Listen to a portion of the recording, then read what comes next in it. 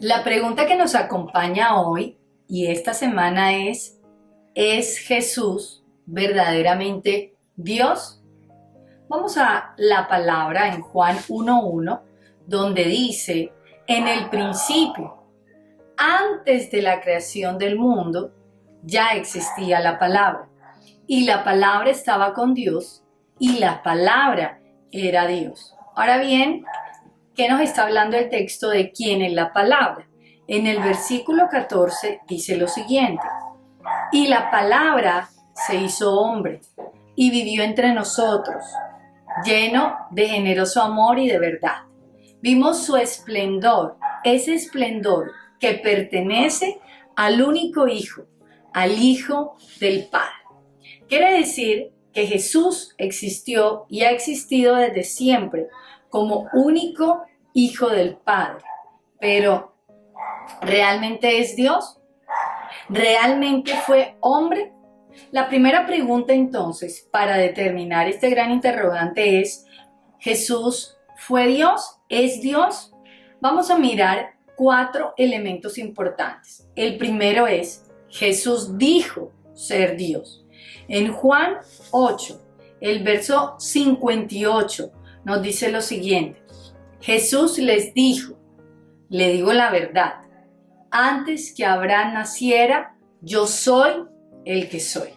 El único que se ha identificado como yo soy es Dios.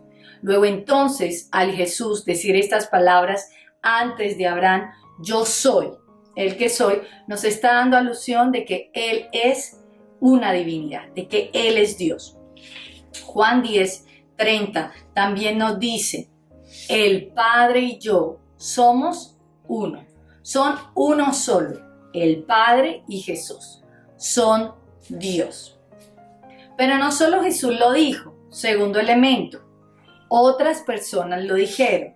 En Isaías y casi todos los libros de los profetas mayores se estuvo anunciando muchas profecías acerca del nacimiento de Jesús como un Dios fuerte, como el Dios fuerte, el Padre eterno. Y en Filipenses 2, del 10 al 11, Pablo nos habla de que ante Jesús se arrodillarán todos, los que están en el cielo, en la tierra y debajo de la tierra, porque Él es el Señor. Dice el verso 11, para que todos reconozcan que Jesucristo es el Señor, dando así honra a Dios Padre. Es decir, no solo Jesús habló de que Él era Dios, de que Él es Dios, sino también Pablo nos está hablando aquí en Filipenses, nos está diciendo de que Jesucristo es el Señor, el único Señor.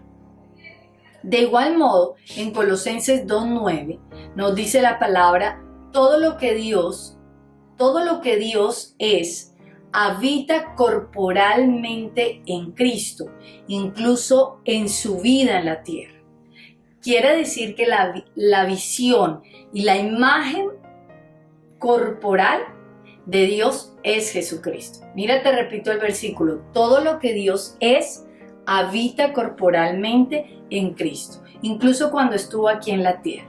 Otras personas nos están diciendo, la imagen visible de Dios corporalmente es Jesús, es decir, Jesús es Dios. Tercer elemento, Él es adorado como Dios.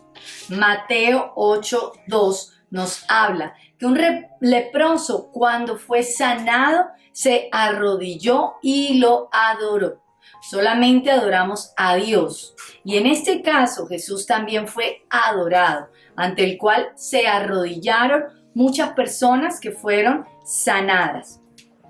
También en Mateo 15:25 nos habla que la mamá de los hijos de Zebedeo se acercó a Jesús y le dijo, te pido un favor, Señor, y se arrodilló. Es decir, que Jesús recibió adoración como Dios. Y el cuarto elemento, hizo cosas que Dios solamente puede hacer. Hizo cosas que solamente Dios mismo hace, por lo tanto es Dios. ¿Como cuáles? Solo hace Dios. Número 1, perdona pecados en Marcos 2. Y en una cantidad de los versículos de los evangelios vemos Jesús perdonando pecados. Esa potestad es simplemente para Dios, solamente para Él. Número 2, obraba en su mano juicio en Juan 5:27. ¿Quién realmente solamente obra y opera juicio? Dios. Tercero, envió al Espíritu Santo. Dios es el único que puede enviar el Espíritu Santo de Él mismo, su Espíritu, en Juan 15:26. Colosenses 1:6 nos dice que Él es el creador de todas las cosas y el sustentador en el verso 17, el que sustenta todo. ¿Quién puede hacer algo como eso? Solamente Dios. Quiere decir que Jesús cumple las características de lo que hace solamente Dios, la potestad que Él tiene. Y para verlo con mayor detenimiento y con mayor claridad, podemos revisar también las Escrituras y unas evidencias, al menos te quiero dar 3 evidencias que nos pueden ayudar para entender cómo se cumple en la persona de Jesús este enviado. Número 1, la primera evidencia son la cantidad de profecías que se cumplen en la persona de Jesucristo. Por poner un ejemplo, te voy a dar algunas. Nacido de una virgen, que nos lo dice en Isaías 7:14. Que tenía que ser descendiente de Abraham, nos los habla Mateo 1. De la tribu de Judá, que debía ser, nos los representa Lucas 3:23. Que tenía que ser de la casa de David, Mateo 1:1. Que tenía que estar nacido en Belén, Mateo 2:1. Que tenía que ser tomado de Egipto, nos habla desde Oseas 11:1 y se cumple en Mateo 2 del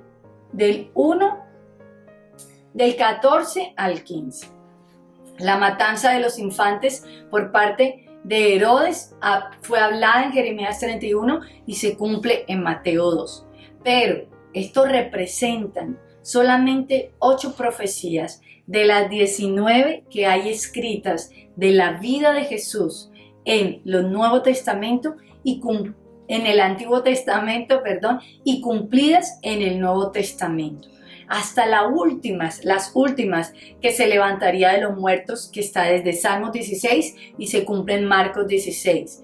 Que ascendería al cielo, que está en Salmos 68:18 y se cumple en Hechos 1:9. Que se sentaría a la diestra de Dios, que está en Salmos 110 y se cumple en Hebreos 1:3.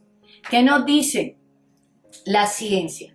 Nos dice que por probabilidad matemática, al menos que se cumplieran 8 profecías de todas las que hay, tendría que haber una probabilidad de 1 en 100 billones de millones.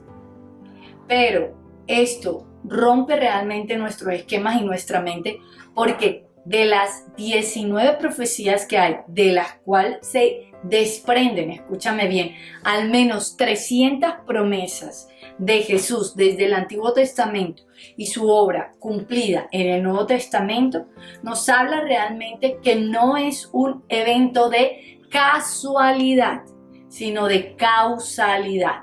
Jesús es Dios.